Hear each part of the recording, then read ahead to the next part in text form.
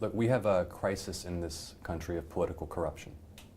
When 9 out of 10 Americans support universal background checks for firearm purchases, but Congress refuses to act because they're afraid of the NRA, that is corruption.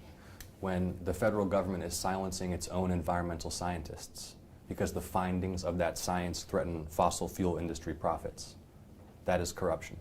When Congress refuses to crack down on price gouging by prescription drug companies because they're bought by the pharmaceutical industry, that is corruption.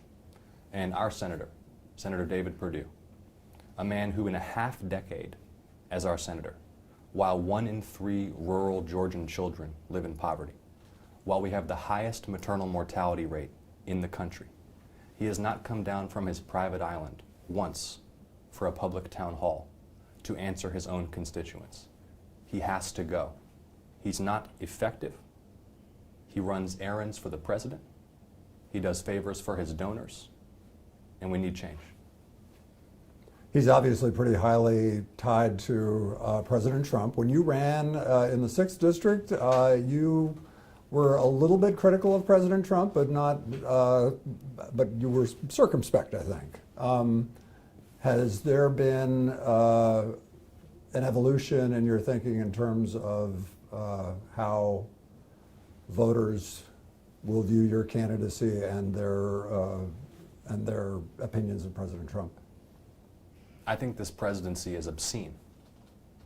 But I also think that our country's crisis is deeper than the personality defects of Donald Trump. Just zoom out for a second and look at the last 20 years of our history. We have squandered trillions of dollars on wars of choice. We have squandered trillions of dollars on bailouts for failed banks. We have squandered trillions of dollars on tax cuts for wealthy donors. And then we are told there is no money for Medicaid. There is no money for food stamps. There is no money for higher education. If we do not get our priorities in order, if we do not elect people who can represent the aspirations of Georgians to work hard, make a decent living, build prosperity for their families, send their kids to good schools, get their kids into higher education without crippling debt, live on a planet that is habitable. We face an environmental and ecological crisis. What has David Perdue done to fight climate change? What has David Perdue done to deliver health care to every Georgian? He won't even answer questions about it because in 5 years, he hasn't held a single public town hall. Let's talk about how the Democratic Party will choose a nominee and your place within that framework. A lot of Democratic voters are leaning toward female candidates of color. You're obviously neither one of those. And you're also not, you still have never held an elected office. Can you address the degree to which voters will look at you within that framework? When President Trump was elected, I was 29 years old. And like millions of Americans who have worked tirelessly since then, I did not sit back in despair. I ran for Congress in a district where the last Democrat had lost by 23 points. And we rallied 13,000 volunteers, nearly 500,000 donors who gave average contributions of $21. We ran the largest grassroots Get Out the Vote program in the history of any U.S. House race. We generated the strongest Democratic turnout in a special election for the U.S. House in at least a decade. And it wasn't about me or who I am or how I look. It was about a shared commitment to fight for our country and our community and our values. And I'm going to build a grassroots army across this state, unlike anything this state has ever seen, to defeat David Perdue and to deliver representation this state can be proud of.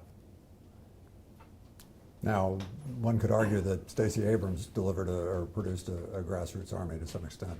She did. In 2018. You're saying you're going to top that? We have to build. Every year we have to build. Stacey's effort was inspiring. It was historic. The momentum she generated was massive. And we have to build on it to win this election. We have to take the important lesson that she taught, that every community in this state, families that have not heard from politicians or candidates for governor in decades. We have to reach out to everyone, take nothing for granted, never assume that someone's not interested or won't vote, knock on every door. And yeah, we have to grow year by year in order to win. Are you handicapped that you're not a person of color, or do you feel like voters are craving female candidates, craving strong candidates of color, and is that a handicap for you? Look, and I'll put this question to the viewers at home. My suspicion is that despite what political pundits say, that voters judge candidates on the merits of their vision, their ideas, their integrity, their character. I don't think that voters reflexively support one or the other candidate because of our race or our gender. They want to know what we're going to do for them. And so my humble message to the people of Georgia, who have a big decision next year to decide who represents them in the U.S. Senate, is that I will represent them with integrity. I will work hard for them every day. I will make decency and compassion and humility fundamental principles of my representation in this office. Even if we do not agree, they will always know where I stand and why, and I will come out into the public to answer any questions they ask. And that's what they deserve in a senator. And one more, are you handicapped questions? Are you handicapped by being from Atlanta? Teresa Tomlinson is from Columbus. David Perdue is obviously from somewhere outstate. Can a Metro Atlanta guy win a statewide race? I don't think Georgians view other Georgians as different or separate because of what part of a state we come from. Most Georgians and most Americans agree that every single citizen should have health care. Most Georgians and most Americans agree you should have to pass a background check to buy a gun. Most Georgians and most Americans want us to save the environment. It's not just climate change. We have mass extinction. It's snowing plastic in the Arctic. Coral reefs are dying. The ice caps are melting. This is a crisis. So whether I'm from Atlanta or Athens or Rome or Columbus, the point is, what am I going to do for the people of Georgia? And I'll be focused on substantive issues that affect our daily lives, the future of our country, and the future of our planet. Do you think climate change is if you had to rate them, would climate change be your top issue? Climate change is an existential threat, according to environmental scientists, by overwhelming consensus. Look, science is not infallible, but as policymakers seek to find the truth as a basis for policy making, science is the best thing we have. Peer-reviewed empirical science, reason. And environmental scientists are telling us that climate change is an existential threat, that extinction of species, unlike anything we've seen in human history, is destroying our ecosystem, that plastic waste is clogging our oceans and our very bodies and our air and our water. And most Americans agree that we should save the environment. So why are we not? Why does Congress not act? It's because of corruption embedded deep in our political system. And I've spent the last 6 years as an investigative journalist running a company that has exposed contract killers, corrupt judges, powerful corporations, ISIS war criminals all over the world. I have a proven record fighting corruption internationally. And I believe if we do not now mount an unprecedented campaign to root out corruption in our own country, I don't know if our democracy will survive. All right, last question. Why the Perdue seat and why not the open seat that Johnny Isaacson is going to vacate? Look, I want to remind folks watching at home of a few things about Senator David Perdue.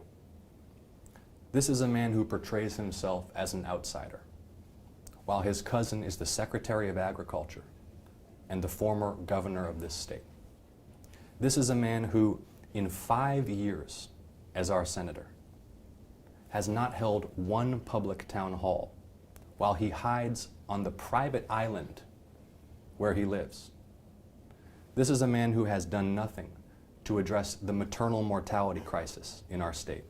This is a man who supports the efforts to overturn Roe v. Wade and give to politicians the right to decide women's medical decisions. My wife is an OBGYN physician. She's a doctor at Emory. And young OBGYN physicians don't want to come practice in Georgia when David Perdue and his allies in our state legislature are criminalizing the practice of medicine. Half of our counties have no OBGYN physician. For black women in Georgia, maternal mortality is on par with maternal mortality in Iraq. What has David Perdue done about that? These are issues of substantive importance to daily life, the health and safety and well-being of every Georgian. And it is the responsibility of their U.S. senator to focus on solving these problems. And that is what I will do in this office.